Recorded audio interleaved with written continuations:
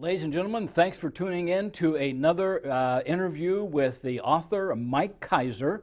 Mike has already published two books, one a full-length novel and another a novella, and those are called Tales of Circle P and It Must Be Perfect. But Mike now has another publication, and it's called Carpe Viam, A Time to Live. And Mike is a Princeton graduate, and he is now an author who can be found on diamondkbooks.com and also at other locations. Mike, let's go to Mike now, and the novel that you now have written is set in San Francisco. Yes. The previous one was a Western. Well, the previous one is Afton, Wyoming, and then the one before that was Truckee Valley, Nevada. Okay, so I had two Western, quote, Western novels, and this is a San Francisco novel. And you say you left your horse at the California border. Is that what you just said? Right, I left my horse at the California border. Never, okay. Never to be ridden again by me. Are you sure? I'm sure. Okay. Now, okay, why San Francisco? Well, one, it's a cosmopolitan city. Two, I lived there for 6 years. I'd never written about it. Three, I met my future wife there. This is in the fiction, or the character meets his future wife. Maybe four, it's in California, and it's also located, in my humble opinion, in the best part of California, and that's where much of the business is concentrated. This is a novel that, like all novels, is on a string. The string is the least important of the stories, but it's in here as a constant event, and that's the building of an aluminum company from scratch and the cooperation of all the people involved in doing that. Herculean task. And the main character, Jim Hastings, lives in San Francisco, and he meets his future wife in San Francisco. She's an attorney. And they get married, and they live together for a while because she's Jewish and her father forbids her to marry a Gentile. Then they get married and they have children and have a normal kind of a life. But both of them work for the company, and both of them are workaholics. They work around the clock practically. And the company is up and going. Then things happen to the company which are realistic of all economics in this country. They have a couple of passes at the company made by outsiders called wolves to try to buy the company. This is after they spent millions of dollars developing it.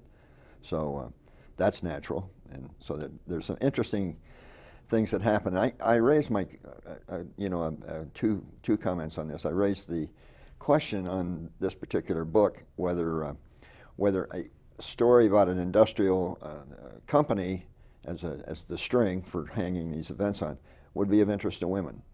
And I concluded it might be, okay, might. Just as John Grisham, when he first published a novel about law firms. Now, nothing can be pushing it further than that, in my view. But he's been quite successful. Every single book he's turned out has been close to a bestseller. So there is some advantage to writing about the business world. It's difficult to write about because, in effect, you want to make it a universal sort of subject. You want it to be accepted, and yet, on the other hand, the initial reaction is it's dull. Now, the other thing about this book, and I only say this in advance, is that there's a fair amount of sex in it, as there is in life. I think it's tasteful, but it's there, okay? And I didn't write it as though the characters didn't know, what it was all about. I only wanted to say that because sometimes people read books and they react to sex. They have an adverse reaction. I don't think they will on this book, but I had some concerns when I was writing it that they might. So that's just having a real honest answer. A couple of men have read this book. They like it. Okay, I don't think, other than my editor, I don't think any women have read it yet. So.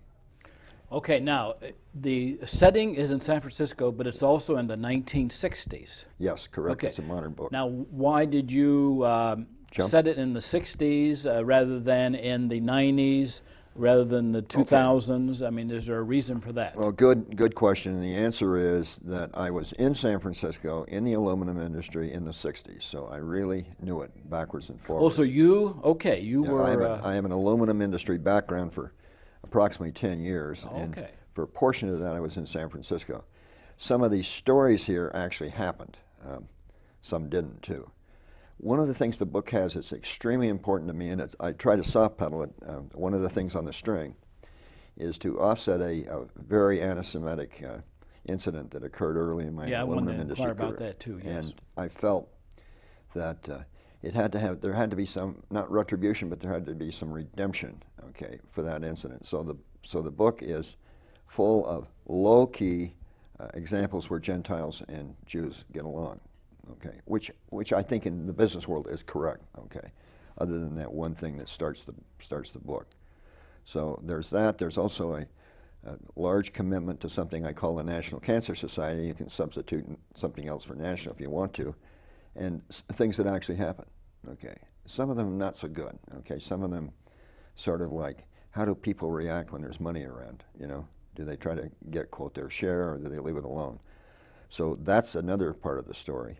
The other part of the story that starts it, and it isn't right, but it was typical of the 1960s, I believe, it was certainly typical in California, was open marriages. And the main character participates with his boss's wife, which is, I know, a stretch. Okay, and that didn't happen. Okay, that was pure imagination, as we're fond of saying. But that's another thing in the story that kind of like jolts the reader, and that's in the front chapter. So most of what you wrote about here is something you experienced rather than just your imagination running wild. Yes, correct. I experienced the building of a business. I've seen that happen. I've worked in an aluminum mill, so I know about that. What I didn't know that's creative here is whether you can make electrical energy from steam, which of course you can. So there's thermal fields here. They're up near Mount Shasta, and that's where the primary aluminum plant is built. Steam taken out of the ground and driven against turbines to build electricity, which is maybe 95% of what aluminum really is. I had to kind of do research on that. I knew how aluminum was made. I know the proper terminology and everything else, pot lines and all that. But what I didn't know is, was there any basis for making electricity, and then aluminum from steam? And so I say, in effect, this is the lowest cost producer in the aluminum industry, which isn't, you know, that's a reach. You know, one of the things you and I discussed, and I think it's very important, and I think anybody who reads fiction should know this. The foundation, it's like a home. The foundation of the home is experience. You have to have that, or everything else will fall apart. You have to have the authenticity. You have to know what you're talking about, if it's technical. Then from the ground up, so to speak, because you built the basement, it's going to be imagination.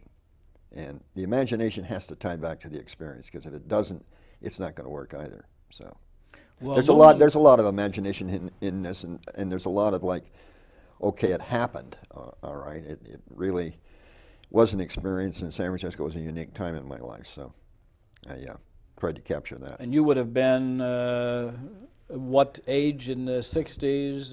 You're talking about? I'm given, okay, less. 18? Yeah, okay. pretty much. Yeah, the same way you were. Yeah. Okay. I would say, how about right around 30? Okay, right around 30, 30, just on the slight other side, 31, 32 years old. Certainly not a kid, but certainly not a wizened veteran, and certainly willing to being open to learning. Which this book has a learning experience in it too. Also a maturation experience. The central character is a baby when he first starts out. He accepts, you know, he's an idiot. He accepts sexual favors from his boss's wife, hoping he doesn't get caught. Well, you know, maybe the boss would care, maybe he wouldn't, but why push the issue? And she's quite aggressive. She's a female predator, but you know, he could have said no.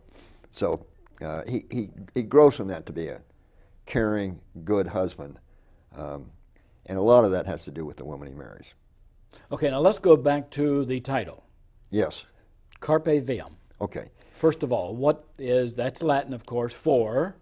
Seize the road. Seize the road. And its companion phrase is seize the day, which is carpe diem. Right. Okay, reason for this, and I wouldn't have done this now if I knew what I know now then. The name of the book really ought to be A Time to Live. Now, interestingly enough, that sounds like it's out of Ecclesiastes. It's not. There are all a time to da-da, a time to da. There are all kinds of things out of Ecclesiastes, but it sounds like it. And in here I have a phrase that is the opening line of Ecclesiastes. So we have the tie between A Time to Live and Ecclesiastes. Good to name your book after the Bible. Best books are named after the Bible. Sun also rises, etc., etc.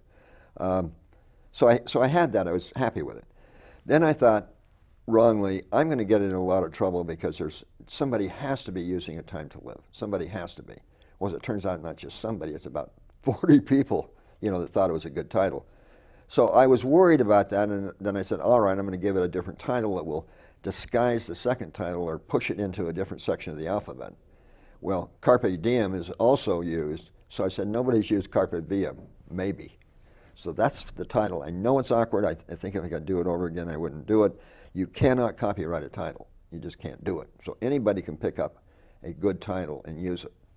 Whether they'd be successful or not, I don't know. But that's okay. Now, how did you find there are 40 other books or essays, A Time to Live? Well, out there? I'm exaggerating. Oh, okay. Maybe there was. But it's at least 10. I went to the web. Okay, that's what I thought. Yes. And up they came, and they look like good books. They look like books you'd buy, but they all have that title. Mm-hmm. And I thought, well, do I want to sit into that line? Okay, which is, it's a good title, A Time to Live. Again, as I said, it sounds like Ecclesiastes. It's not. Here's the tie. That's why I really wanted it. I hope I can find it. Not yet. I don't know where it is. Let me see if I can find the thing. Got a writer's preface here. Yeah, here we go. Let me read it. First of all, Carpe Viam is Carpe, and Carpe Diem, they come from Horace, a Latin poet, and they mean roughly seize the road. Via is a road, and then seize the day, diem. Words that today even have English examples. This is the way it opens in Ecclesiastes. To everything there is a season and a time for every purpose under heaven. Then it goes on to quote the long list of a time too. It's a beautiful passage. So I kind of thought, that's what I was trying to tie to. And so I threw Latin in there instead of Greek. Okay, now Jim Hastings. Yes. Is that a collage or is that Mike Kaiser? No, it's not me. It's not Mike Kaiser, no, okay. Absolutely not. Now, I didn't do it. It's a collage. I didn't do any of those things.